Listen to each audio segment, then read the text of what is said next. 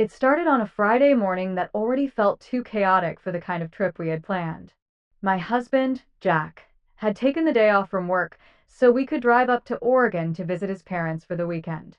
It wasn't going to be a vacation, not really, but more of a family obligation kind of trip, the kind where you know you'll spend more time helping out around the house than relaxing with a glass of wine. Still, I was trying to stay positive. It had been months since we'd seen them. The plan was simple enough. Jack would drive our SUV, I would sit up front with him, and our two kids, his son from his previous marriage, Tyler, who was 19, and my daughter, Ellie, who was 13, would be in the back. But when we came out of the house that morning, I realized that Jack had decided to bring more than we'd talked about. Two big coolers, a suitcase, 3 duffel bags, a folded baby crib his mom had requested for visiting relatives, and 2 sets of tools just in case. The back seat, which should have comfortably seated 2 people, now had enough gear stuffed next to it that only one person could sit there. I looked at the packed car and raised my eyebrows at Jack. Really? We'll make it work, he said casually, loading the last bag. It's only a 6-hour drive.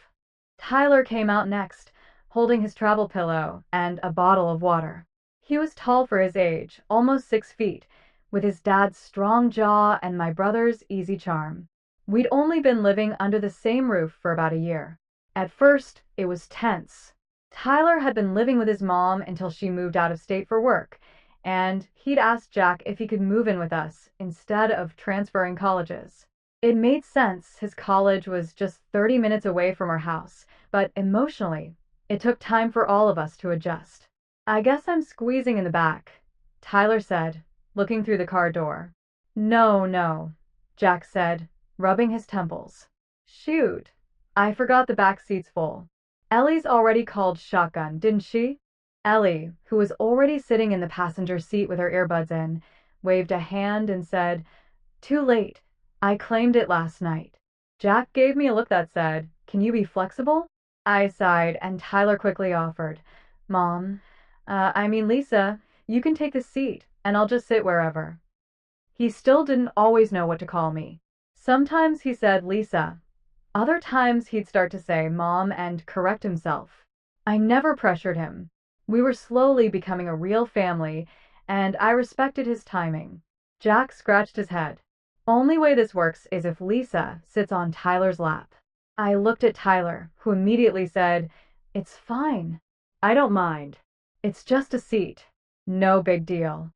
It was awkward, no doubt about it. I was a grown woman in her 40s, and while I wasn't very heavy, I wasn't small either. Sitting on a teenage boy's lap, even if he was technically my stepson, felt weird. But we were already running late, and everyone was watching me for a decision. "Okay," I said, laughing nervously. "Just don't let me crush you." Tyler chuckled. "I'll survive." So that's how I ended up sitting sideways on his lap, my knees angled toward the door, my hands clutching the cooler in front of me for balance. It was cramped, uncomfortable, and definitely not how I imagined starting the weekend. Jack pulled out of the driveway, and the trip began. The first hour was mostly quiet. Ellie played music through her AirPods and stared at her phone. Jack drove like he always did, one hand on the wheel, the other adjusting the AIC every 10 minutes. I tried to shift my weight off Tyler as much as I could, but there wasn't really anywhere to go. "Are you okay?" I asked him about an hour in. "Yeah, you're fine. You're not even heavy," he said, and I appreciated his kindness. His tone wasn't sarcastic or uncomfortable, just relaxed. Around the second hour, Jack pulled into a rest stop.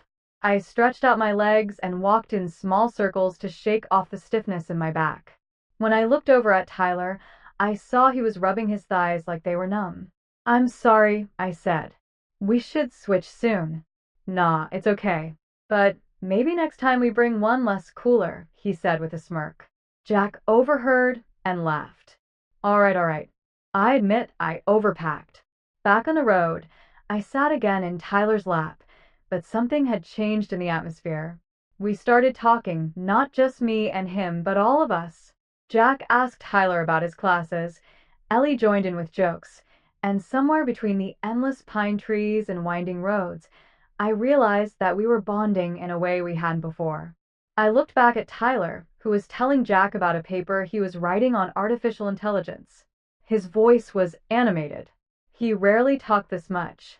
I realized that despite the physical awkwardness of our seating arrangement, emotionally, we were closer than ever. Later, when we stopped for lunch at a roadside diner, Jack apologized. Next time, I promise, everyone gets a real seat. It wasn't that bad, I said. Honestly. Tyler nodded. Kind of the weirdest way to bond, but it worked.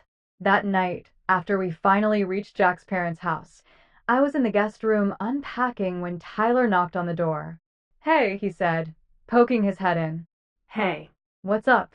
He hesitated for a second, then said, thanks for, not making it weird today. I know that ride wasn't exactly ideal. I smiled. You made it easy. You're a good sport. He stepped inside, leaning against the doorframe. I know I don't say it much, but I appreciate you. Like being here, making this house feel like home. I blinked, caught off guard by the emotion in his voice. You've always been respectful, I said softly. You didn't have to be, and I appreciate that more than you know. We stood there for a moment, the silence warm and full. Then he nodded, gave a half wave, and went off to bed. That road trip didn't just get us to Oregon. It brought us closer together. There are moments in life that look ridiculous from the outside, sitting on your stepson's lap in a packed car, for example, but end up opening doors to conversations and connection you didn't know you needed. A week after we got home, Tyler texted me while I was at work. It was a simple message, but it meant the world. Thanks for being patient with me. I'm glad you're in my life. And I replied, me too, Tyler. More than you know.